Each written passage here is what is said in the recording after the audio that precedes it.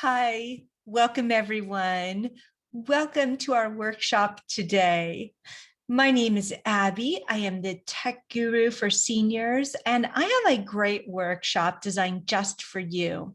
In fact, I collected all of the FAQs that my students ask about Zoom, and I put them into one workshop just for you. And so I hope that this sheds clarity and light on some of your most frequently asked Zoom questions. Well, what I'm going to do right now is I'm going to share my screen with you, which is a feature of Zoom, right? And one we will talk about today. Let me go ahead and get started with that. And I also am going to put on some subtitles. I love to do this because I know that we all watch TV these days with the captions on there, right? And I want you to feel as comfortable as possible. Well, today's workshop is broken into 3 different sections: before, during, and after. So the way this is organized is that the first section, before, these are all things that you should do before a meeting. And then the second section is about during. What should you be doing during your Zoom meetings? And then finally, the last section is about what to do after the meeting to make the most of your hosting and your meeting presence. Well, I get these questions all the time. And so the first one I'm going to address is the difference between the accounts. So my clients will ask me, do I need to pay for Zoom? And I'm just going to tell you straight up, you do not need to pay for Zoom. You can use the free account in order to access and join and even host meetings. The only big difference here is that if you plan on hosting meetings over 40 minutes, then you will want to consider using the Pro account. Last year, back in March, I got a free account and I started using it and it was working really well, but I'm a clock watcher and I was starting to get really anxious at the 30-minute mile mark. And then I said, you know what? I've just got to upgrade. And I'll tell you, I have not turned back once. So that's truly the big difference. All right. If you can keep your meetings under 40 minutes, you'll be good to go. Now let's talk about the things you can do before your meetings. The first thing that you can do is you can make some adjustments to your settings. Now, the next couple of slides, they're going to be dry. They're going to be just about settings, turning which ones on and off. So if you've got this under control, go get a drink and meet me back here in a couple of minutes. But if you want to learn how to create the settings so that you can host efficient and productive and smooth meetings, then I want you to sit right down and, if you can, watch me on your phone and then create these settings in real time on your Zoom website, in your Zoom account, okay? So you're going to go to zoom.us to create these settings. And then when you do that, you're going to log into your account and you're going to click on your profile. And then you're going to come over to where it says meeting. And we're going to be going through many of these sections right here. So I want you to get ready. And if you need to, pause the video right now and get yourself set up so that you can make these adjustments as I'm going through them. I think you'll find it far more efficient. So here's the first one, a waiting room. Do turn on the waiting room. This way, when your participants join, they get placed into a meeting room until you admit them one by one or all at a time. It's great to be able to get them together and for you to be able to get ready to start your meeting. I always recommend that you embed the passcode into your meeting link. The reason being is that with the people I work with, Just getting to the meeting is a victory. And I don't want to make it any more challenging for anyone to join my meetings by having to put in some password or look back at an email to find that password. So embed it into your link. Make it easy for people to join you. Again, there's the option with the rating room. Go ahead and turn that on, and that also increases the security of your meetings. I always like to start my meeting with my video on. This way I can make sure everything behind me is set up, my camera's looking good. And then because I work with older people, I like to have their videos turned on as well, just one step easier for them. I also like to turn on the next 4.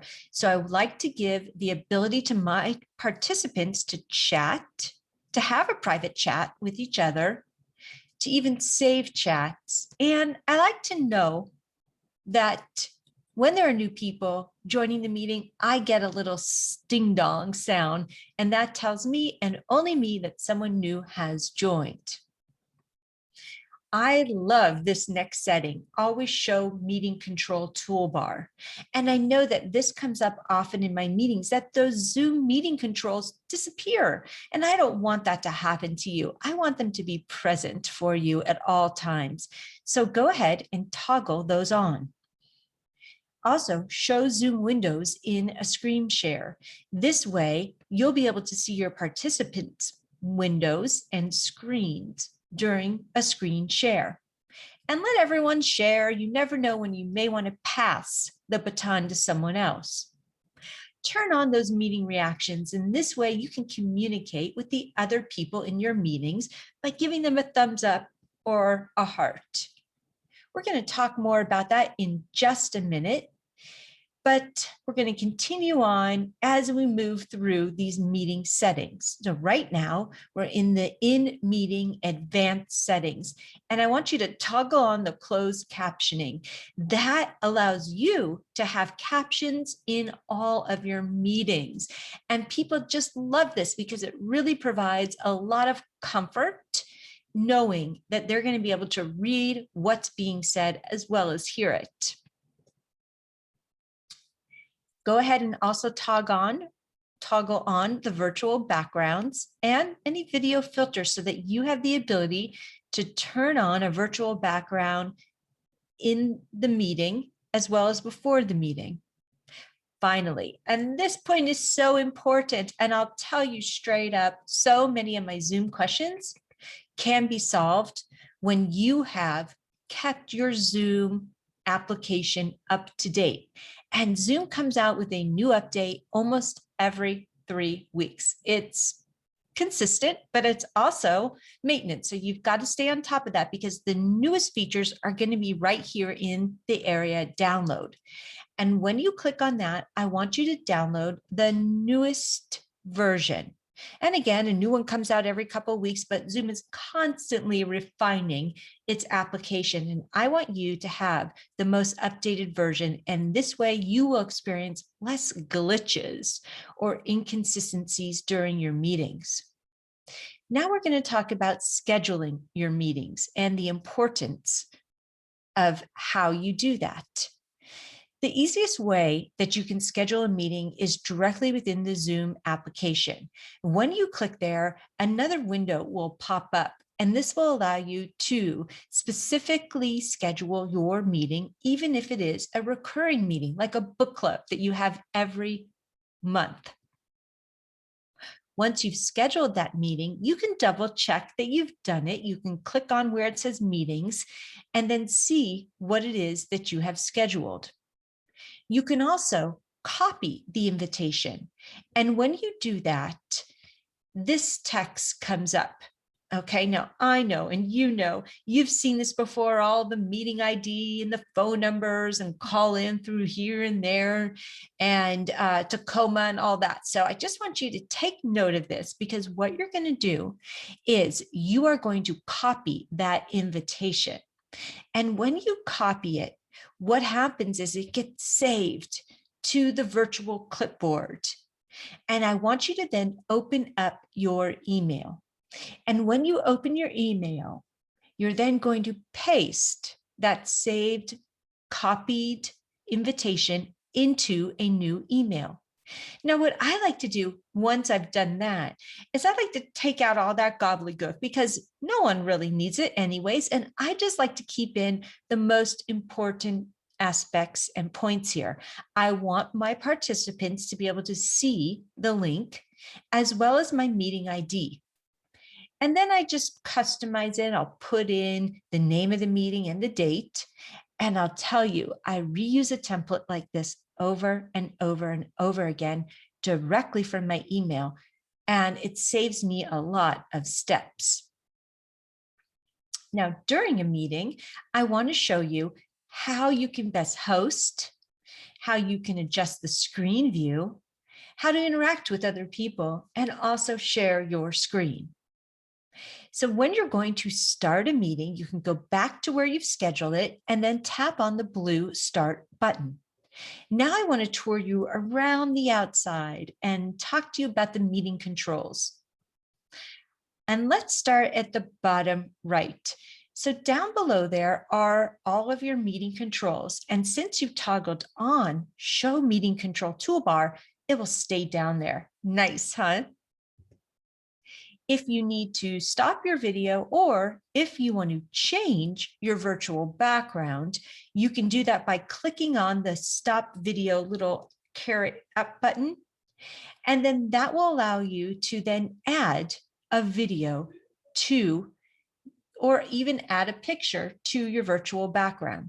I'm going to go ahead and start this video right here, and she's going to show you how to do this on your iPad. Hi, today I want to show you how to add a virtual background in Zoom on an iPad. Recording a little differently because you can't record, you can't do a screen recording on your iPad while you're in a Zoom call. So I tried that, but that didn't work. Anyway, so here we are. I'm in the call. You just touch your screen. You have to come up to the top to the three little buttons or three little dots that are in the far right corner, and then it says virtual background. So that's where you would hit virtual background, and then it will give you some options at the bottom.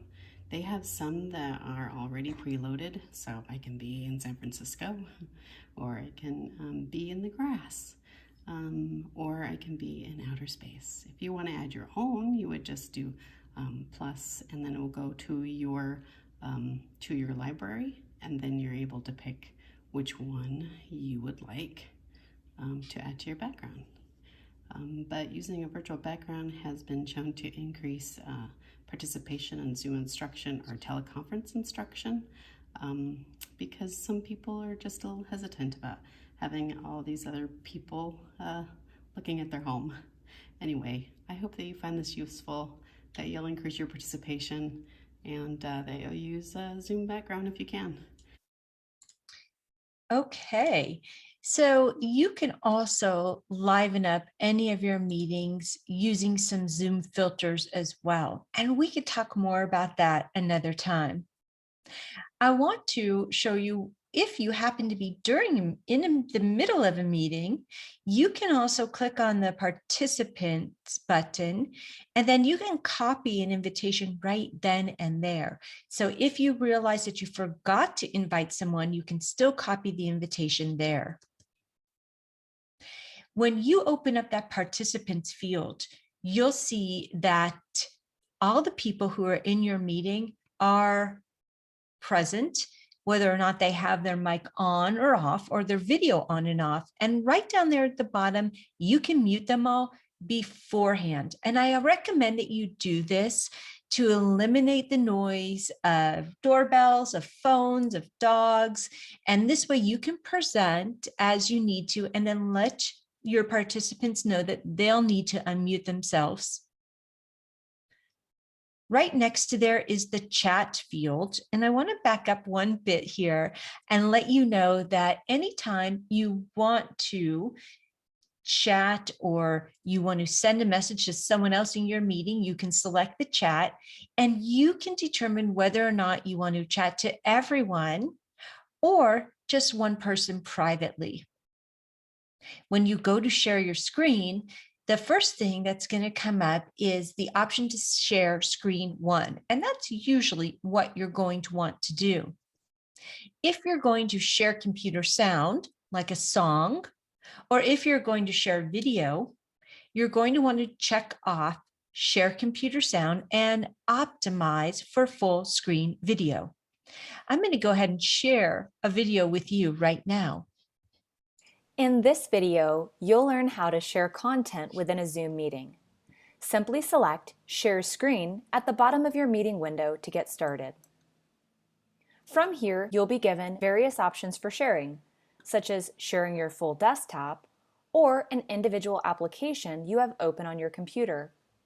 You can also access advanced sharing options and the ability to share an individual file from a specific location as well.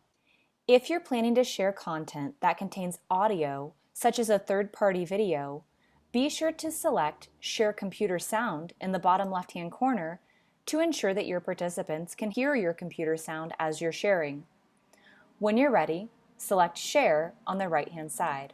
Once content sharing begins, you can always stop the share to stop sharing content with others at any time. If you need to pause the share to take a momentary break or prepare other materials, this is an option as well. Or if you'd like to share a new piece of content, you can simply select New Share and select another piece of content for a seamless transition. What a great video, right? Sometimes I just think it's so helpful to have someone else present what I'm trying to explain to you. Moving right down the line, I want to share with you the reactions. And this is a great way of communicating with the other people in your meeting, as well as your host, and letting them know that you're tracking with them by giving them a thumbs up, a clap, or even a heart. Those reactions, they stay up there for 5 to 7 seconds, and then they go down. The only one that stays up there the whole time until your host takes it down is the raise hand. Now, moving right up to the top right corner, I want to show you that you can control your screen view. When you click on the word view, you have the option to go to speaker and gallery. Now, this is a screen view of a gallery view, which shows everyone equally distributed on the screen with the speaker's camera outlined in yellow, so you know who it is that's actually speaking. If you go into speaker view, you'll see the speaker in the main part of the screen.